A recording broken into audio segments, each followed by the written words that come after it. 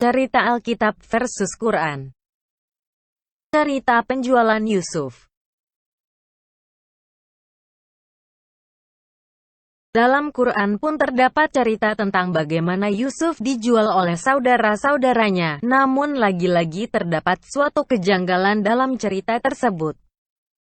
Mari kita lihat bersama-sama surah 12 ayat 20. They sold him for a reduced price, a few dirhams, and they were concerning him of those content with little.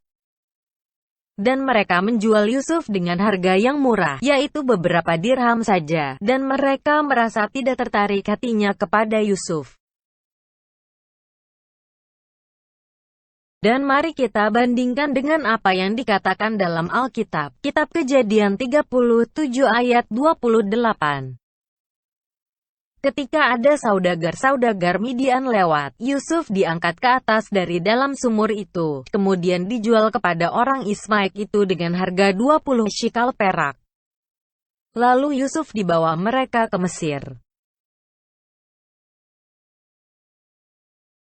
Kita bisa lihat sekarang bahwa dalam Quran dikatakan bahwa Yusuf dijual dengan harga murah, beberapa dirham saja, dan pada Alkitab dikatakan Yusuf dijual 20 shikal perak. Apakah dirham itu? Apakah shikal itu? Dirham berasal dari kata drachma, mata uang Yunani. Mata uang ini dipakai oleh Kekaisaran Bizantium untuk berdagang dengan dunia Arab sebelum zaman Islam. Sampai sekitar akhir abad ke-7 di mana mata uang tersebut dipakai oleh kerajaan Islam sebagai mata uang. Namun pada zaman Kekaisaran Ottoman dirham, sekitar abad ke-15 Masehi, bisa berarti sebagai satuan berat, sekitar 3 gram. Namun jelas yang dimaksud dalam ayat Quran tersebut di atas adalah mata uang dirham. Karena pertama pada saat itu dirham sebagai satuan berat belum ada, dan juga bila yang dimaksud ayat di atas adalah satuan berat maka akan disertakan juga bendanya. Misalnya beberapa dirham emas atau perak. Sedangkan kata shikal berasal dari bahasa Semitik yang berarti berat dan merupakan ukuran berat yang sebesar 11,4 gram. Gaji untuk menghidupi satu keluarga selama 1 tahun adalah sekitar 22 shikal perak. Sedangkan menurut Imamat 27 ayat 5, harga satu orang laki-laki berumur 15-20 tahun adalah 20 shikal. Hal ini cocok dengan harga Yusuf. Jikalau itu mengenai seorang dari yang berumur 5 tahun sampai yang berumur 20 tahun, maka bagi laki-laki nilai itu harus 20 shikal dan bagi perempuan 10 shikal. Dari 21st Dynasty Breasted Ancient Records of Egypt, Part 4, Section 682. Dikatakan bahwa harga seorang budak laki-laki seharga 32/3 deben. For each 1, 5 2/3 kidde of silver being the price of the man, amounting to 3 2/3 deben. Deben adalah satuan berat di zaman Mesir kuno yang setara dengan 90 ger perak, New Kingdom era. Sehingga 32/3 deben berarti sekitar 329 gram, sedangkan harga Yusuf adalah sekitar 228 gram, suatu harga yang cocok di mana para penjual budak akan mendapatkan keuntungan.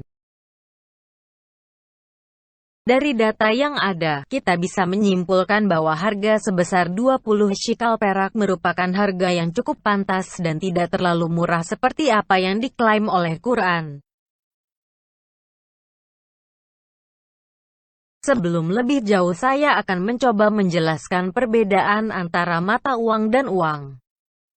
Uang adalah alat tukar, dan ini bisa berupa perak, emas ataupun kerang, pada zaman dahulu kala.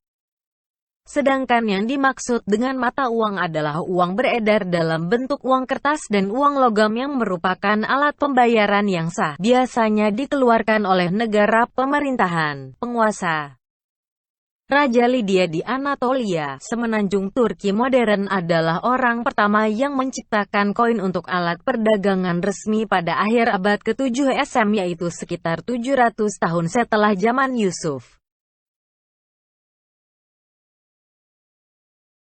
Setelah melihat fakta-fakta yang ada, maka kita bisa simpulkan bahwa lagi-lagi cerita yang di Quran hanyalah karangan manusia biasa berdasarkan beberapa alasan sebagai berikut. Pertama, dirham tidak dikenal pada zaman Yusuf. Dirham dikenal dalam dunia Arab. Kalau memang Quran berasal dari Allah, maka apakah Allah yang katanya Maha Tahu, tidak tahu kalau pada zaman tersebut istilah dirham belum ada? Alasan kedua, pada zaman Yusuf belum dikenal apa yang dinamakan mata uang. Apalagi dirham, pada zaman tersebut alat tukar yang biasa digunakan, uang, bukan mata uang, didasarkan pada berat dari emas ataupun perak.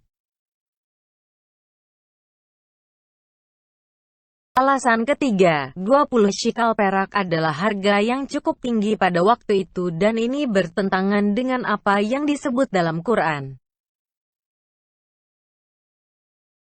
Keempat, kalau memang benar Quran datangnya dari Allah, maka Allah akan memberitahukan Muhammad apa yang pernah dia beritahukan kepada Musa untuk harga jual Yusuf. Namun ternyata Allah dalam Quran adalah Allah yang pelupa sehingga memberikan informasi yang salah kepada Muhammad.